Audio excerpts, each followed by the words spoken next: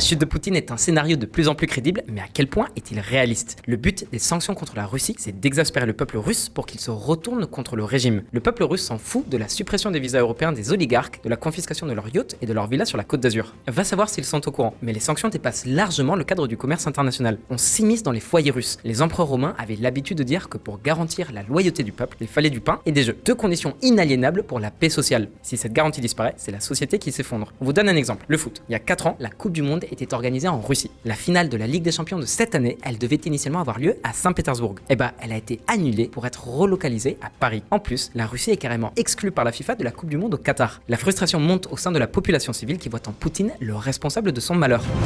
Guerre en Ukraine, fuir ou protester, les réponses des Russes à la mobilisation militaire édictée par Poutine. Depuis la mobilisation militaire partielle décrétée par Vladimir Poutine le 21 septembre, qui concerne officiellement 300 000 réservistes, les manifestations se succèdent et des milliers de Russes tentent de fuir les pays. Juste pour que vous compreniez bien l'ampleur du problème, dans les 2 semaines qui ont suivi l'appel à la mobilisation, plus de 700 000 Russes ont fui le pays. Ces chiffres, ils sont fiables. Le magazine Forbes les a obtenus en additionnant les données partagées par les pays d'accueil. Peut y avoir des erreurs, mais elles sont marginales. Mais ceux qui sont restés en Russie font tout pour échapper à la mobilisation. Certains vont jusqu'à se casser intentionnellement un bras ou une jambe pour être exemptés. En parallèle, la société civile s'organise pour protester contre la guerre, soit sur les réseaux sociaux, soit carrément dans la rue. En fait, ce qu'on avait initialement interprété comme une approbation populaire de l'opération spéciale en Ukraine, c'était en réalité une relative indifférence ou une résignation de la population. En Russie, la mobilisation remet en question les fondements du pouvoir poutinien. Le sociologue russe Lev Kutkov constate que l'attitude de la société russe vis-à-vis de l'opération spéciale en Ukraine relève plus de l'absence de résistance ou d'opposition que d'un soutien réel. Mobilisation générale, la Russie y a déjà eu recours à 2 reprises par le passé, durant les 2 guerres mondiales. Entre 41 et 45, des millions de Russes sont morts pour vaincre l'Allemagne nazie. La patrie était attaquée, il en allait de sa survie. D'ailleurs, en Russie, on appelle cet épisode la Grande Guerre patriotique. Mais la Première Guerre mondiale, ça a été une toute autre histoire. Une mutinerie générale a éclaté, entraînant dans son sillage la chute du tsar et l'accession des bolcheviks au pouvoir. Dans cette vidéo, on va revenir en détail sur la révolution bolchevique de 1917 pour voir s'il y a des parallèles avec la Russie d'aujourd'hui. C'est parti!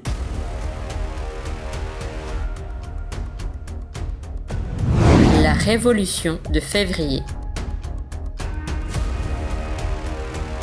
Et non, pas d'erreur dans le titre, c'est bien de la révolution de février qu'on vous parle et pas de celle d'octobre qui est, on va pas se mentir, beaucoup plus connue. Plusieurs mois avant que les bolcheviks ne prennent le pouvoir, la Russie des tsars a connu une première révolution. Une révolution libérale, je vous prie. De quoi on parle? On t'explique. Au début du XXe siècle, l'Empire russe a traversé de sérieuses turbulences. L'assassinat du tsar Alexandre II a mis fin au rapprochement de la Russie avec les puissances européennes de l'époque. Toutes les réformes qui visaient à moderniser la Russie, comme l'abolition du servage, se sont subitement arrêtées. Son héritier direct, Alexandre III, reprit les anciennes traditions des Romanov, vieilles de 3 siècles. Un règne qui repose sur du nationalisme, l'orthodoxie et l'autocratie. L'idéologie tsariste dans sa plus pure expression, loyauté envers le tsar, la foi en l'église et la glorification de la patrie.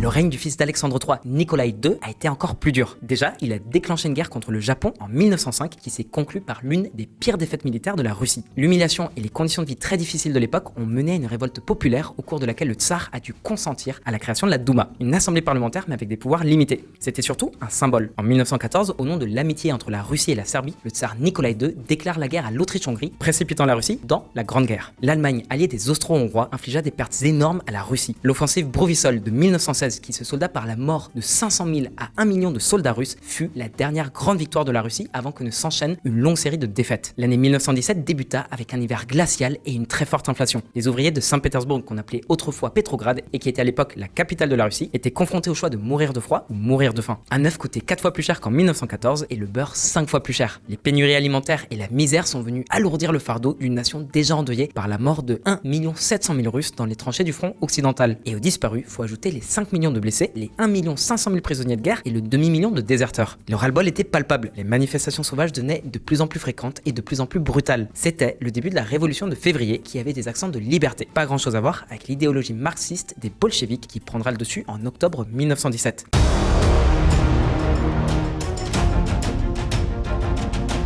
Tout Comme en 1905, le tsar envoya l'armée pour réprimer le soulèvement populaire, mais cette fois-ci, les garnisons de Saint-Pétersbourg désobéirent aux ordres. Une semaine plus tard, le tsar Nicolas II abdiquait. Le tsar est remplacé par un gouvernement provisoire qui décide de maintenir la Russie dans la Grande Guerre en vertu des alliances militaires qui engageaient la Russie. Mais ce nouveau gouvernement manquait de légitimité. Le soviet de Pétrograd, un conseil d'ouvriers et de soldats, rivalisait en importance avec ce gouvernement provisoire. Alors que les bolcheviks, les révolutionnaires les plus radicaux, gagnaient en influence au sein du soviet de Pétrograd, le gouvernement provisoire était lui constitué de dirigeants modérés, socialistes comme libéraux, comme par exemple Alexander Kerensky qui devint le ministre de la guerre et de la marine. En tant que chef des armées, Kerensky préparait une opération militaire de très grande ampleur pour sauver la Russie d'une défaite totale contre l'Allemagne.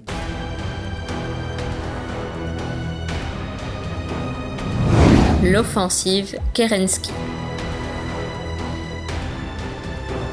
L'état-major avait conçu un plan avec ses alliés pour submerger l'ennemi en attaquant l'Allemagne et l'Autriche-Hongrie sur 2 fronts simultanés. Mais l'effort de guerre avait fatigué l'armée russe. Les troupes avaient perdu en discipline après la chute du tsar. Cette insoumission, elle s'explique de plusieurs manières. Déjà, les officiers avaient perdu la confiance de leurs soldats à cause du nombre très élevé de pertes. En plus, le gouvernement provisoire avait délégué beaucoup de responsabilités au conseil de soldats, des sortes de mini-soviets qui avaient sapé l'autorité des commandants militaires. L'abolition de la peine de mort et la présence d'agitateurs bolcheviques dans les rangs enfonçaient le clou. Les pertes massives de l'armée russe ont mis en évidence 2 problèmes majeurs. Le premier, c'est que malgré la prédominance des soldats d'origine paysanne, les derniers conscrits de 1916 incluaient des hommes d'âge moyen. Ensuite, les nouvelles recrues étaient de moins en moins bien entraînées. La tactique avait changé. Ce n'était plus une guerre de position, mais une offensive majeure où les soldats, des paysans originaires des coins les plus reculés de la Russie, étaient considérés par les officiers supérieurs, issus de la noblesse, comme de la chair à canon.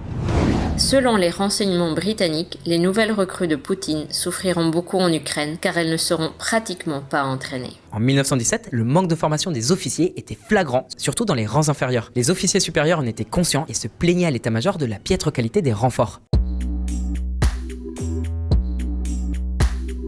Un obstacle supplémentaire qui a fait son apparition et qui a eu un énorme impact sur le moral des troupes, c'est l'opposition à la guerre des nouvelles recrues. Elles étaient convaincues qu'un échec de l'offensive Kerensky coulerait le gouvernement provisoire et permettrait la paix, un peu comme l'espèrent en ce moment de nombreux soldats russes. Leur morale est au plus bas.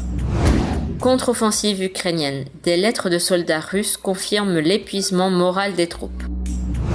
Le groupe de mercenaires russes Wagner met ouvertement en scène l'exécution d'un déserteur.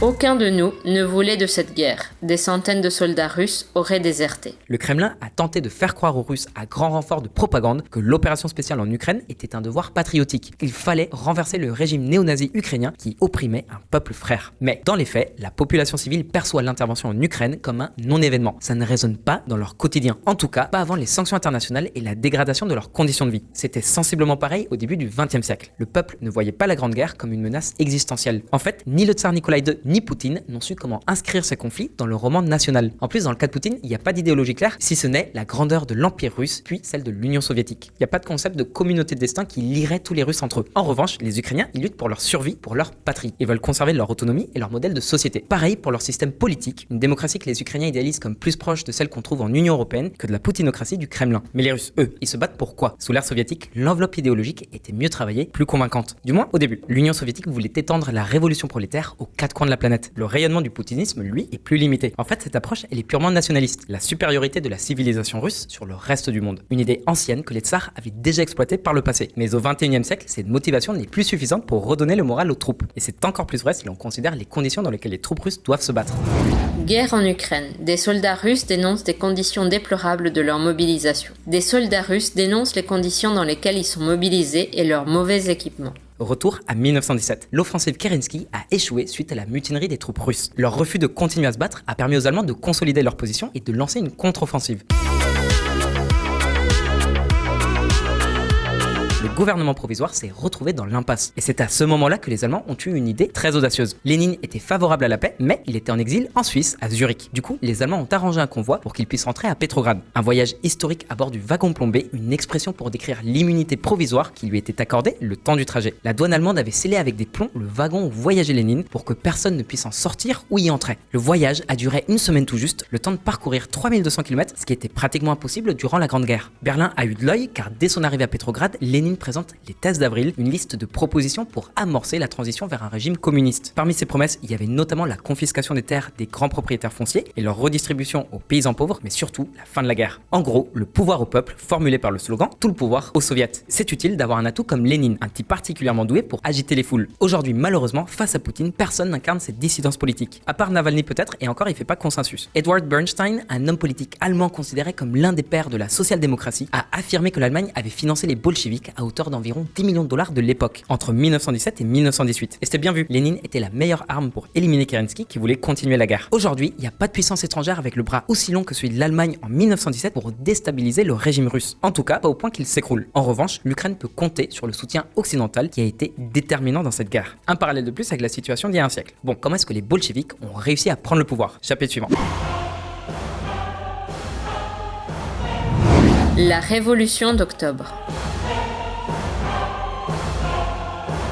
Après l'échec de l'offensive Kerensky, le gouvernement provisoire a réorganisé l'armée en plaçant le général Kornilov aux commandes. Lassé du chaos ambiant, le nouveau chef des armées organisa un coup d'état contre-révolutionnaire pour instaurer une dictature militaire. Sa tentative échoua, mais pas du fait du gouvernement provisoire de Kerensky, dont la légitimité était de plus en plus contestée. En fait, Kornilov s'est heurté aux soviets et à la résistance féroce des bolcheviks. Ce coup d'état manqué précipita la fin de la crédibilité de l'état-major. Les troupes se détournèrent alors du pouvoir central pour soutenir les bolcheviks, des révolutionnaires radicaux qui se sont assurés que plus jamais la Russie ne serait gouvernée par un tsar en le fusillant un an plus tard avec toute sa famille. Les bolcheviks obtinrent du gouvernement que la garde rouge des milices d'ouvriers armés puisse assurer le rôle de la police. La garde rouge était notamment chargée de protéger les valeurs de la révolution prolétarienne. Les bolcheviks sont parvenus à rallier les ouvriers et les soldats de Petrograd pour former un nouveau gouvernement provisoire avec Lénine à sa tête. L'une de ses premières décisions en tant que chef d'État, ce fut de créer la Tchéka, une police politique ayant pour mission de traquer toute dissidence politique. En parallèle, le nouveau gouvernement signa un traité de paix avec l'Allemagne et ses alliés, mettant ainsi fin, au moins pour la Russie, à une guerre sanglante. D'ailleurs, ironie du sort, l'apanage du bolchevisme et le retrait de l'Union soviétique de la guerre de 14-17 ouvrit la voie à une guerre d'indépendance de l'Ukraine. Une indépendance transitoire vu que l'Ukraine fut absorbée par l'URSS en 1922.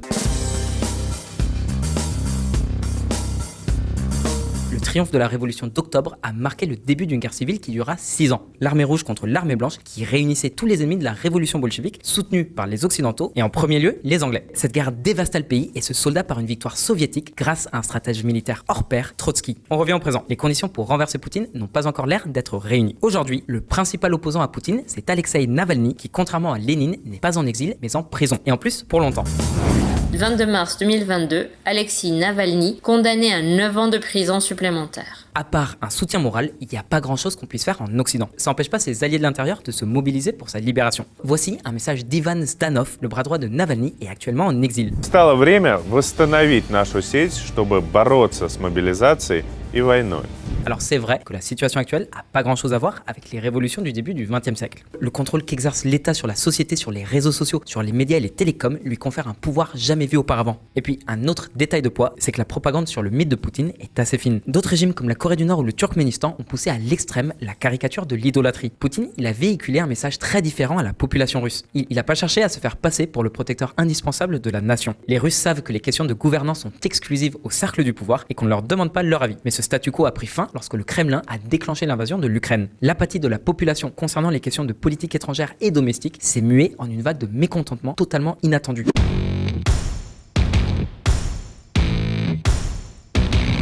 L'offensive Poutine.